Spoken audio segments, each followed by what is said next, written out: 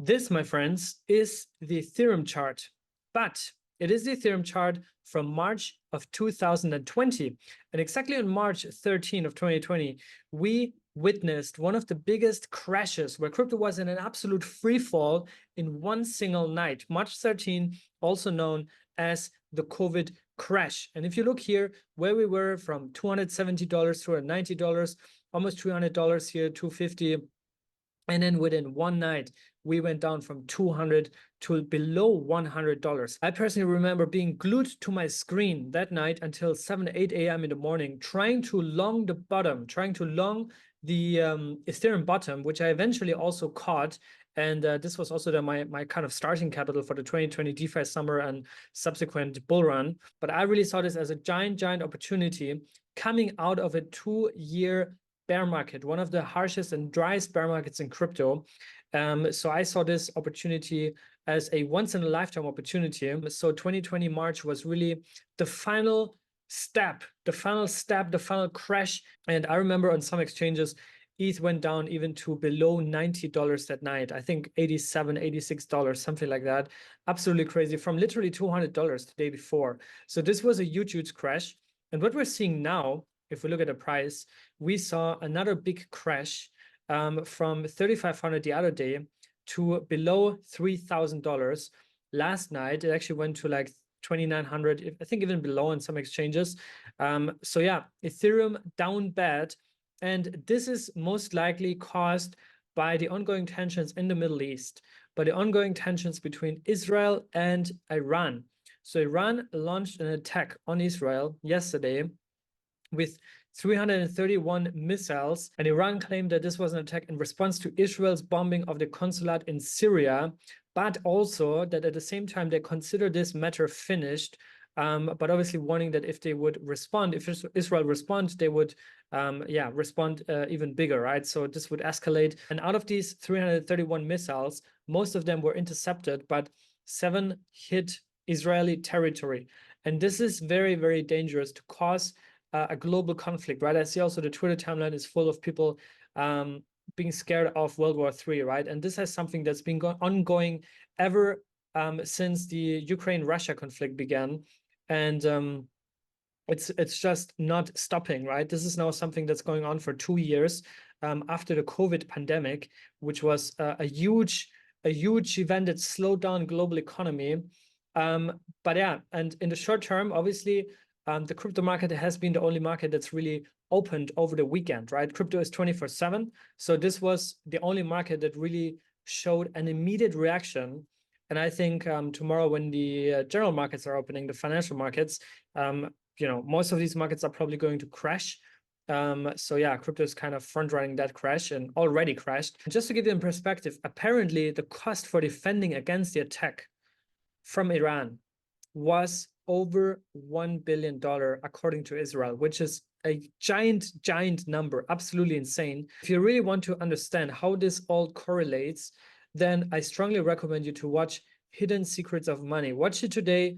Today is Sunday. You can watch the first couple episodes here, and I guarantee you will be a lot smarter and more educated about money, currency, banking, and how it all correlates to inflation, governments printing money or currency, and also war, right? So this is probably one of the best educational content pieces that exist for free on YouTube that you can watch right now. And this is from 2013, but I think now it is the most relevant it's ever been, right? And I think once you watch the first couple of episodes, you will understand why I say that.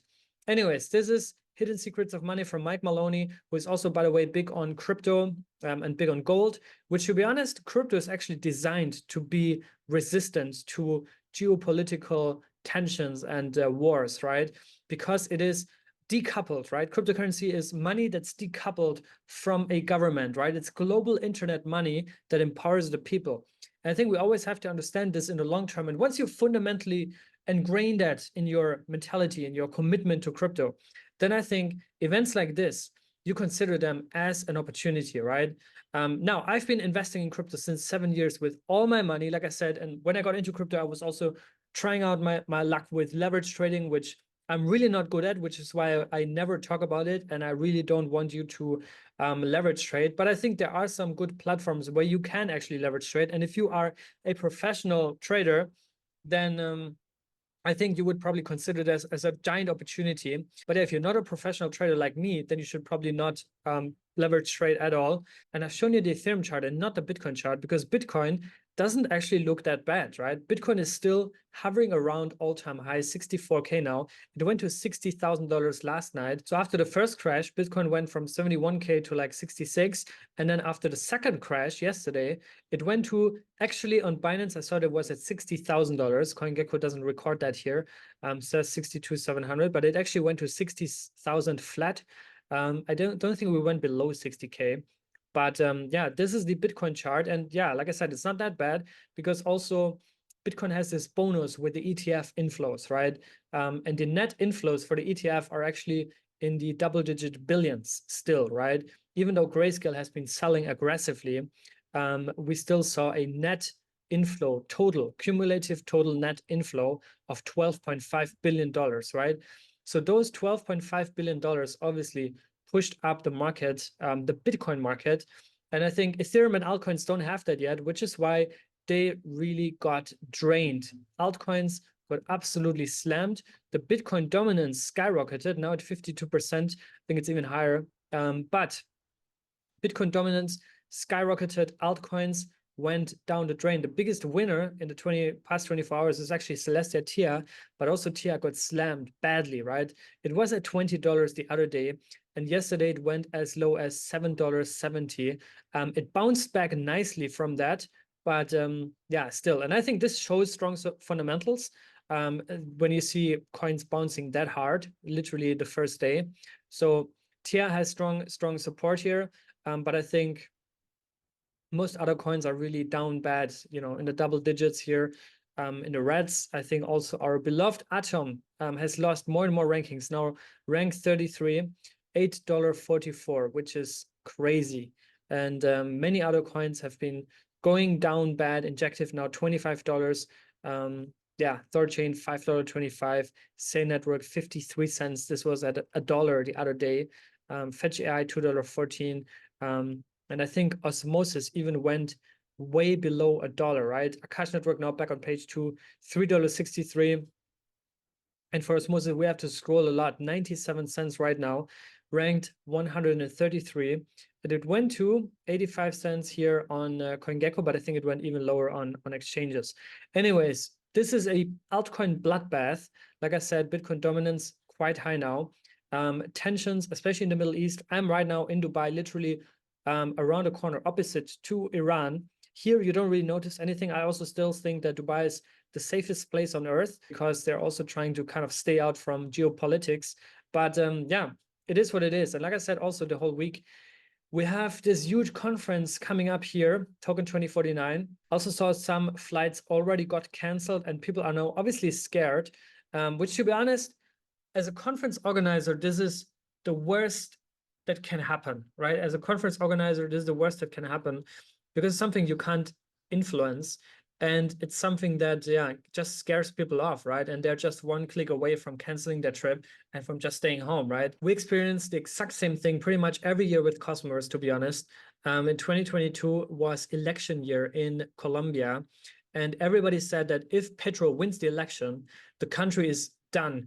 We should not go there. It's going to be super dangerous. The conference will be in danger. Everything will be bad. Besides what people had in terms of perceptions about the country in the first place. But it was a very, very tough kind of thing to put together. In the end, absolutely nothing happened. Everybody loved it. Everybody had a great time. Even people stayed in Colombia from Cosmoverse. They just never went home. I know people that literally live there now. They just never left, which is also the most dangerous thing about Medellin, is that you will love it so much that you don't want to go. 2023, last year, we had elections also in Istanbul, in Turkey, right? Same thing. And there was also an earthquake a couple of months before.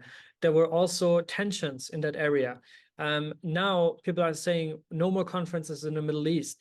I guess if you applied that logic, you would really have to do it like David is saying, good friend also of me, that we should not do any conferences in the US, right? Probably we should just do Zoom calls from now on. I mean, if this is the logic. But yeah, I mean, those are really the places also, I guess, where people really need crypto the most, right? In countries that are not as stable as others, right? Obviously in Dubai right now, it is a crypto hub. There is everybody flying in, right? But what about Latin America, Africa, all these other areas where people really need to hear about crypto, right? Argentina has been one of the most volatile and unstable countries over the past years. Now they also have a new president who is very pro-crypto, right? These are areas where you need to have conferences, right? Turkey, same, Colombia, every country in Latin America. So yeah, I think you're gonna be fine in Dubai. Obviously, if your flight gets canceled, that's very unfortunate. So if you can't make it, sorry if that trip doesn't work out. But yeah, I don't think, you know, tweets like this make a lot of sense, to be honest. Anyways, this is my opinion on that. Watch Hidden Secrets of Money, one of the best, if not the best, educational videos for free that you can watch on the internet. Bitcoin halving 5 days away. I guess this is now the kind of least interesting thing now that people care about. But these are also still the events that will happen and that will have an impact on the Bitcoin price following the halving, right? I guess the pre-rally is canceled now, unless the Iran situation on Monday or Tuesday gets resolved immediately, which I doubt. This might be ongoing for at least a couple of weeks now, this back and forth. I hope not, and I really hope that everybody comes to their senses and they just stop bombing each other, right? I think everything is a net negative for everyone involved. But once again, watch Hidden Secrets of Money and you'll understand some things why some people actually would want those tensions and even capitalize on them. So this is all about that. TR price, like I said, one of the more stable ones, but yeah, around $11. That's still very low. The total 3 market, which is the altcoin market, excluding Bitcoin and Ethereum, went on a absolute free fall here. And this is really why I showed you also the Ethereum price in the beginning, because this is something that we've been seeing right now as well, is this absolute free fall, right? And altcoins are less liquid, less known, there's less everything, less recognition.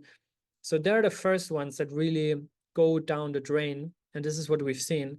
But they're also the ones that usually outperform in a bull run. And actually, I watched part of this video from Virtual Bacon, who is one of the best YouTubers, I think, that we have in crypto, who was also talking about this and some of the resistances here from the Total 3 chart and why he thinks that this is actually a great opportunity right now. And I actually fully agree with his assessment. I think that this is a great opportunity. If I wasn't all in with crypto for the past 7 years, and I'm kind of right now at the verge, like, should I invest, should I not invest? There's this war going on. I think buying into this tension, buying into this uncertainty, buying into this free fall is probably the best that you can do, right? And if you're already in, but you're down, but you still have some dry powder, or you really want to secure more and more coins, then probably now is a good time, right? In Cosmos, if we look at some of the price developments here, like I said, we saw Atom below $8.50 now, Injective 25. So the big ones are down. Some of them are even down bad, double digits, 14% here. DYDX $2 now, Kava 66 cents. The biggest losers here, also Band Protocol, Desmos, Stride also now $2.30. This was at $7 the other day. And yeah, see how fast these profits are gone, right? Besides Celestia, we also have IXO up 16%. But I think this was at 10 cents the other day. So like I said, this is extremely volatile, very thin liquidity, very thin trading volume. So I'm not sure if that price really means a lot as of right now. Onomi, 29 cents, also relatively stable. Sentinel up 5% today. But yeah, besides that, everything is down. Everything is down, which again is an opportunity.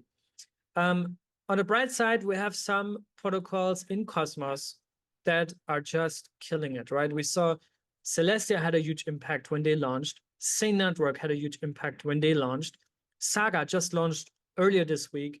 I think they will also have a huge impact in terms of reshaping or kind of inaugurating, I would say, the gaming landscape in Cosmos. Now we have Berachain announcing a crazy $100 million Series B round. Now you can think of that whatever you want. Do early stage protocols need that much money? Is it too much? This is obviously an astronomical amount of money, but also Berachain is one of the biggest projects that is going to launch this year, if not the biggest project, alongside Eigenlayer, which just launched mainnet, not the token yet, but the mainnet they launched, and some others. Berachain, $100 million Series B round. I'm actually also an investor into a strategic round previously a couple of months ago. So I'm obviously excited for my investment. But yeah, we have to wait and see how they go to market, how they launch. Via Berachain, like I said, one of the most highly anticipated launches. And those $100 million are now getting into the Cosmos ecosystem, because Berachain is a full-on Cosmos SDK chain, right? They are the next generation EVM chain. They innovated Polaris, which is the EVM framework, and they also have this novel tree token model, proof of liquidity consensus algorithm, which is what makes them so exciting and so interesting and so new, right? This is a new kind of star on the crypto horizons. They mastered the meme game. It's already built into the brand. Smokey is an absolute legend. And I think while people think that Smokey is a bit of a degen and like a bit of a kind of a crypto bro, he's actually one of the smartest people in our industry, right? And one of the most legit, hardest working people in our entire industry. So I'm very excited for Berachain. Obviously, now is probably not the moment to even talk about that because everything is down. So this is something that's like, yeah, I don't know. I kind of care more about the short-term price developments.